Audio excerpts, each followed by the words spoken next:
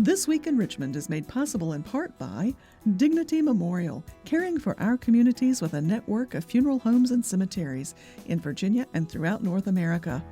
More information about Dignity Memorial's providers is online at dignitymemorial.com.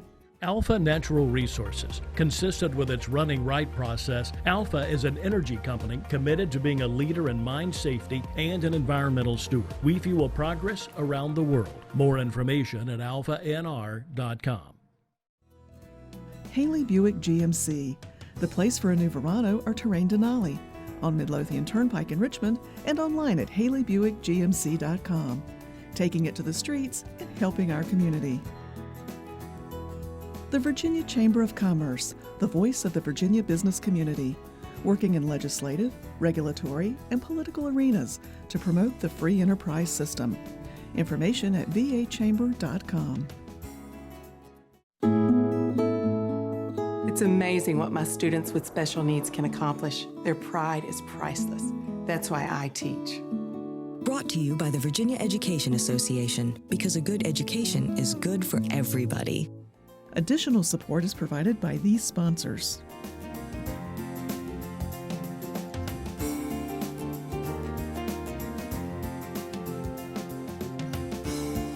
And by the members of Virginia's public television stations. Thank you.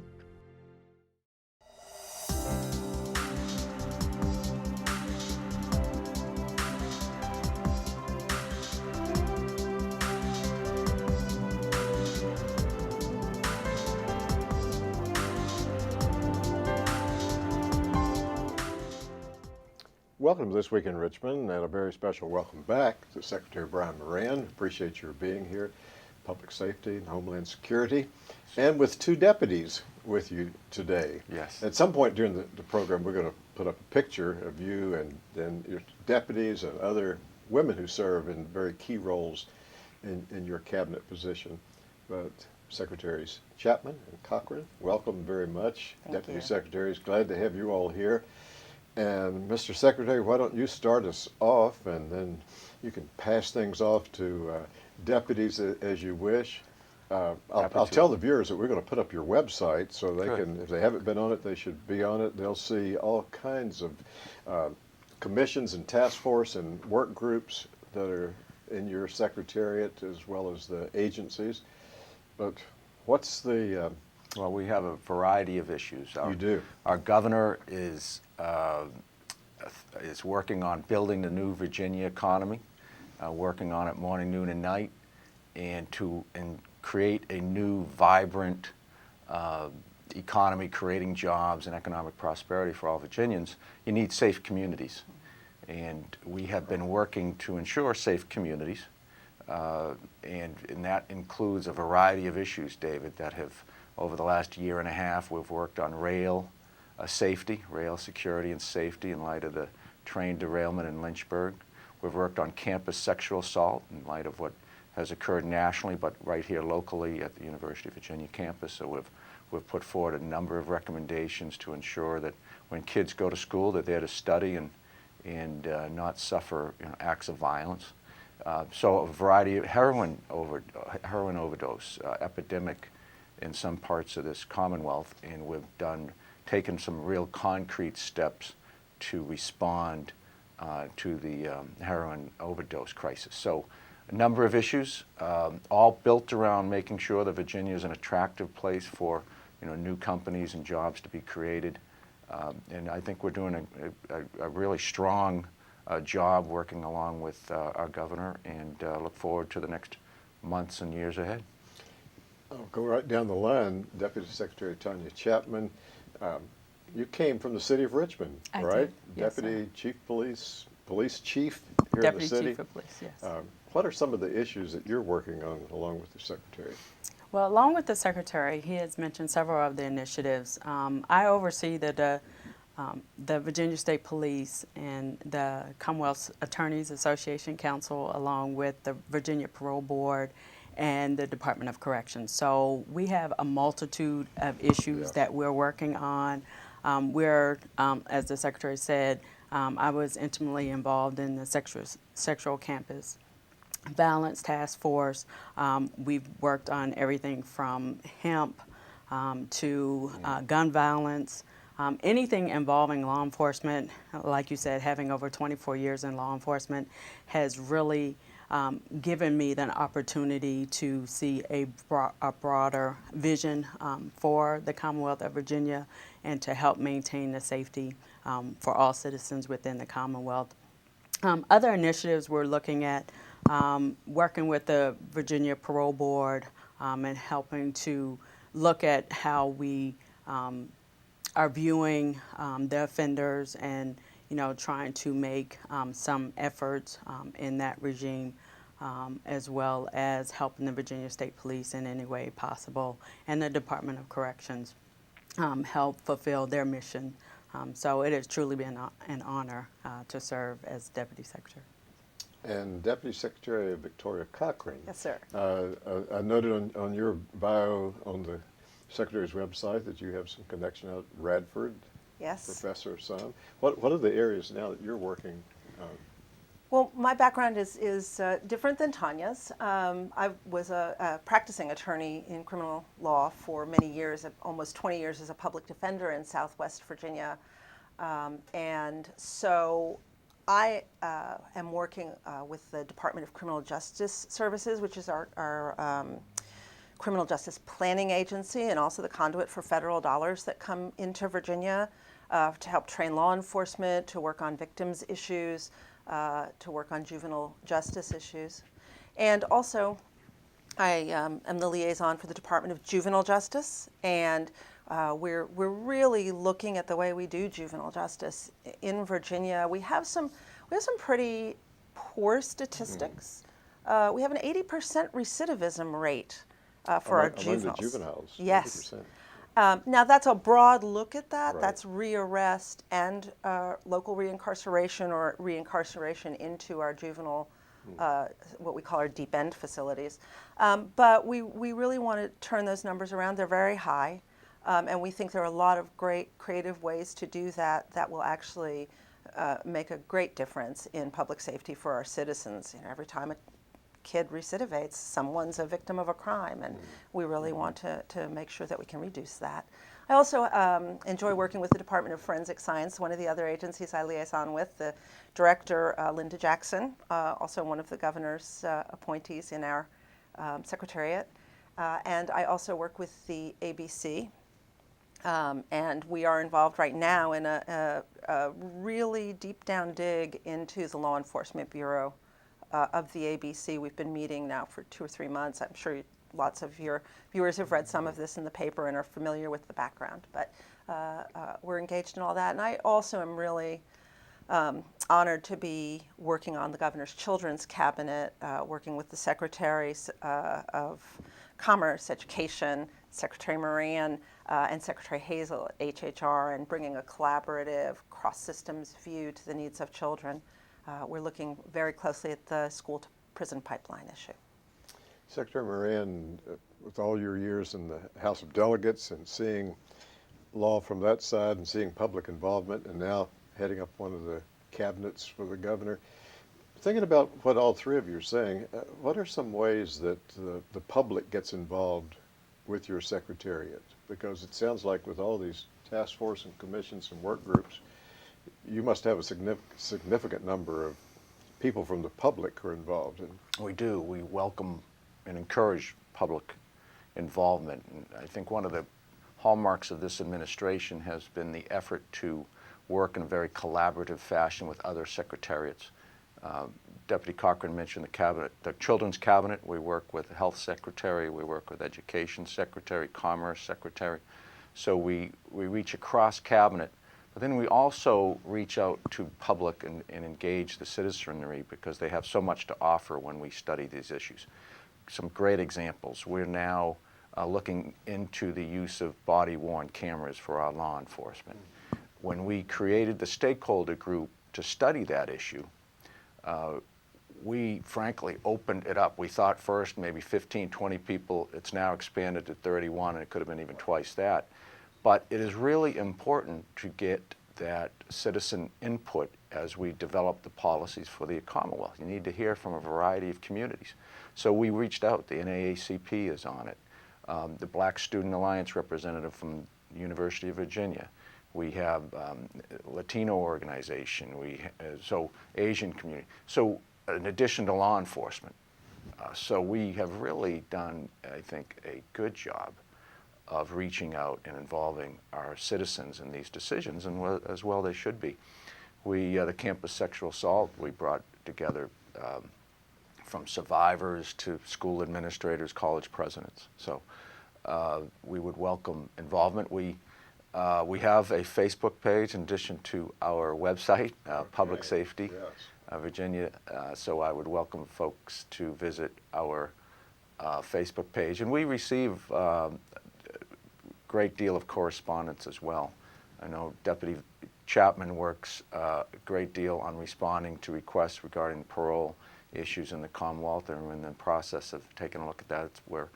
We're now into the 20th anniversary of no parole in the Commonwealth, and we're going to take another look. It's always important to be vigilant and analyze the results of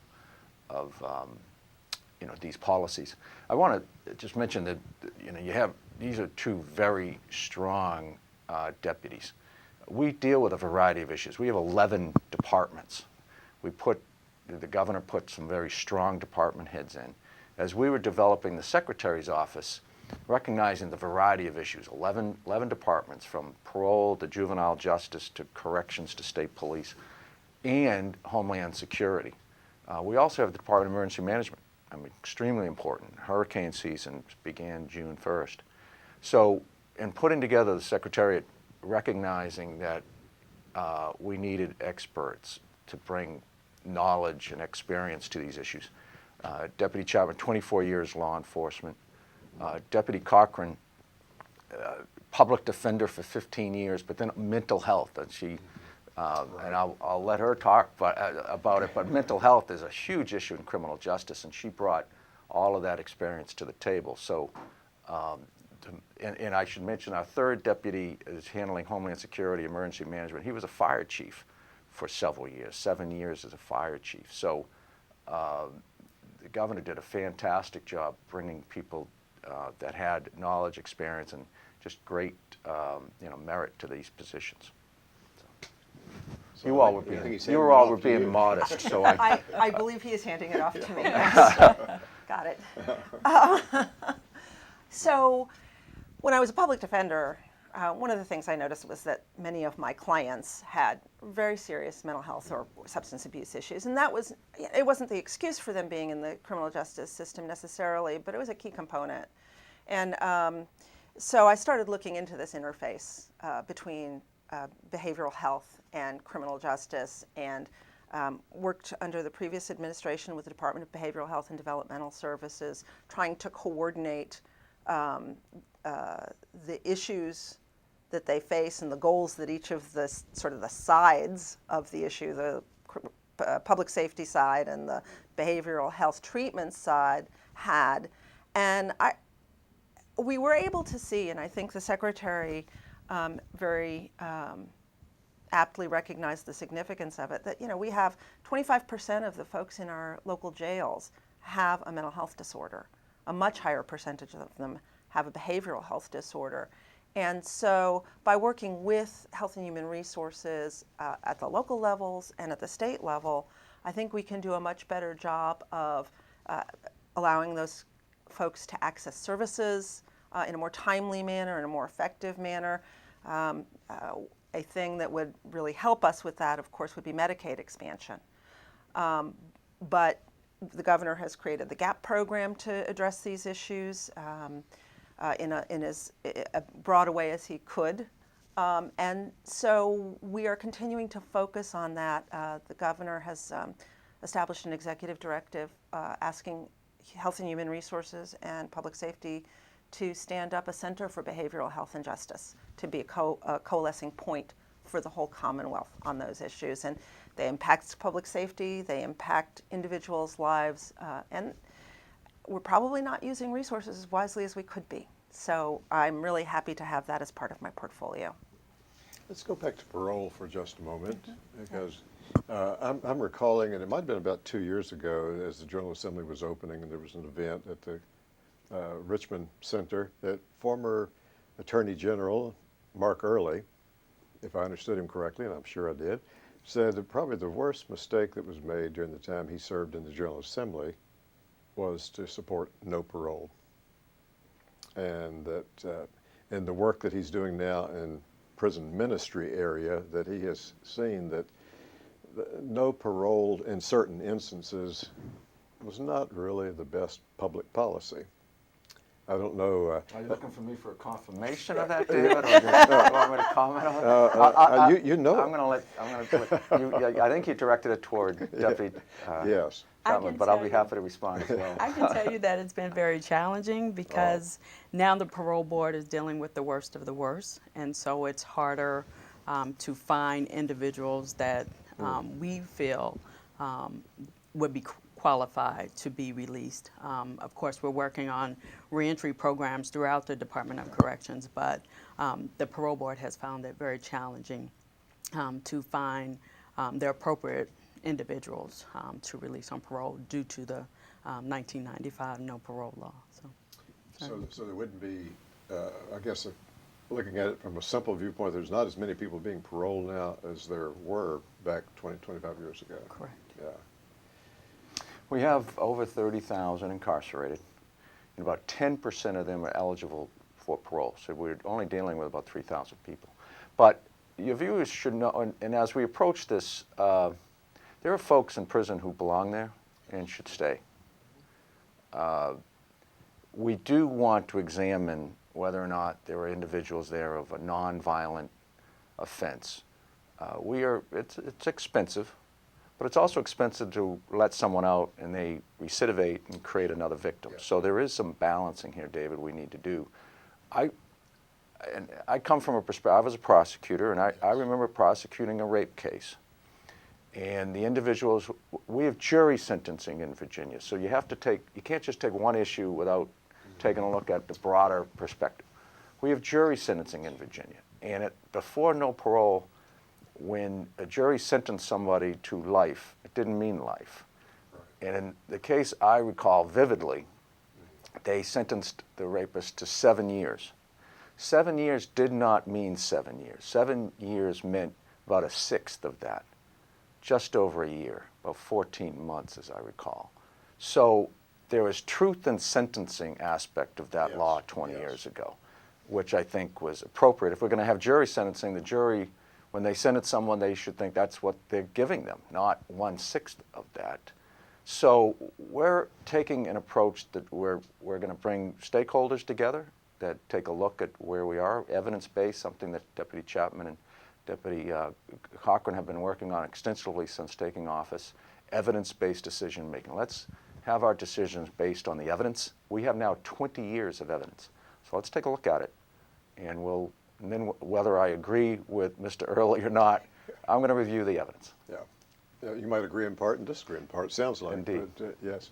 Now, what about the body, the cameras? Your overstate police, that's one of your 11 agencies. And ABC special agents as well. ABC.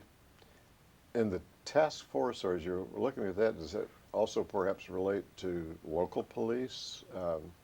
I mean, do you envision some sort of policy that might come out that be proposed that would not only be for those with law enforcement authority that are in the executive branch, but those in local government? Yes, we've included both local and state law enforcement within the task force, and we are looking at model policies, so nothing to dictate to the local level, but working in conjunction with them in the community in order to come up with best practices and looking at an array of issues, because it's easy for someone to say, for law enforcement to buy a body camera, but there are a lot of unintended consequences that we're looking at, whether it's privacy issues, going into one's home, the cost of maintaining the data, and for how long do you retain the data, Commonwealth attorneys, court issues, court processes, a lot of issues that the Secretary and I and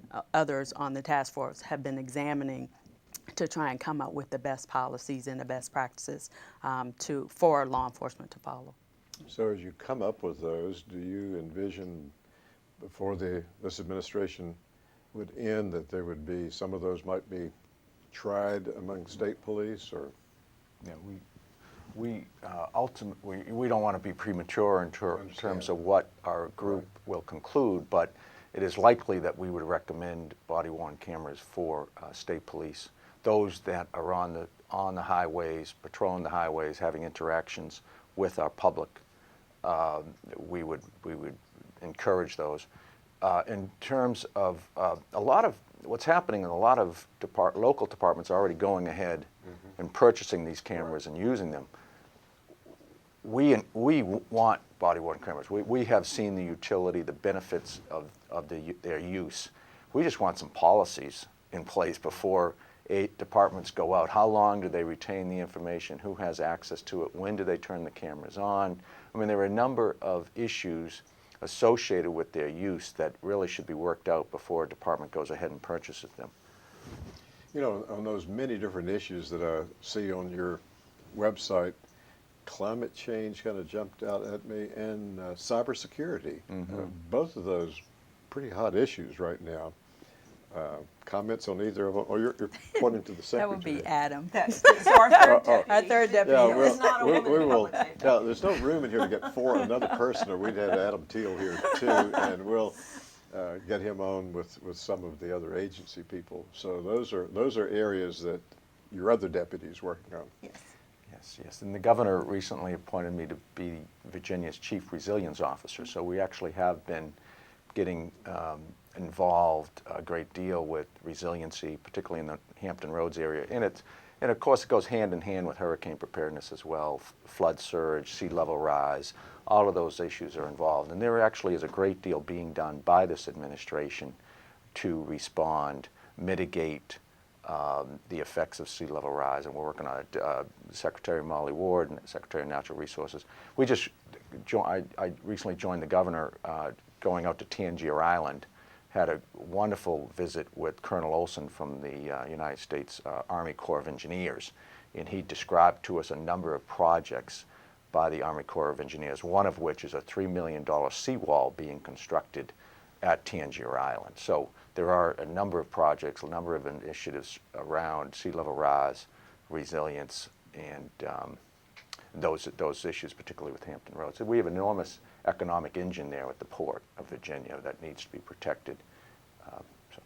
You mentioned that one of the task force on heroin abuse, I think it also involves prescription drugs. Yes. Is that something that in your area that you're working on? I am really pleased to be able to help staff that task force and to have had input with the entire Public Safety Secretariat, and again, building a very large stakeholder group.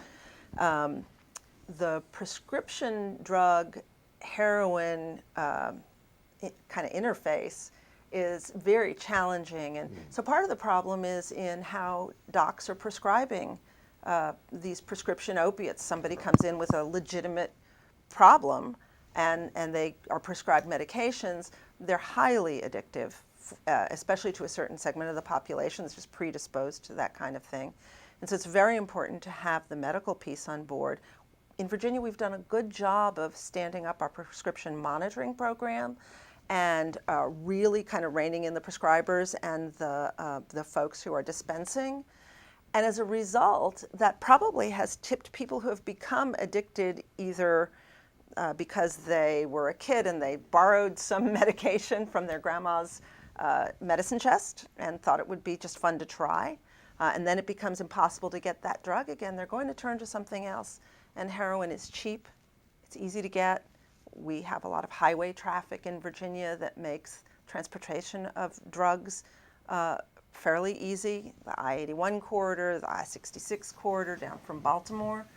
And so we've got to both interdict, particularly the dealers, but we've also got to treat those who have become addicted more effectively and prevent people from getting a hold of these prescription drugs. storage and disposal of medications is a key component of this. So we've got almost 80 people either on the task force or working subgroups addressing these issues. You know, three great guests, and time runs out. It always happens.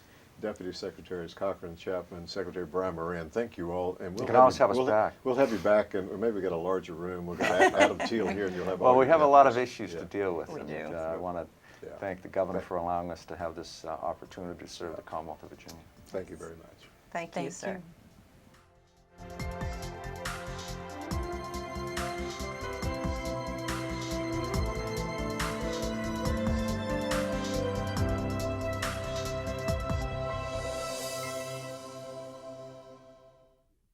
This Week in Richmond is made possible in part by Dignity Memorial, caring for our communities with a network of funeral homes and cemeteries in Virginia and throughout North America. More information about Dignity Memorial's providers is online at dignitymemorial.com. Alpha Natural Resources, a leader in mine safety and an environmental steward. Haley Buick GMC in Richmond and online at haleybuickgmc.com. The Virginia Chamber of Commerce, the voice of the Virginia business community. The Virginia Education Association, because a good education is good for everybody. Additional support is provided by these sponsors.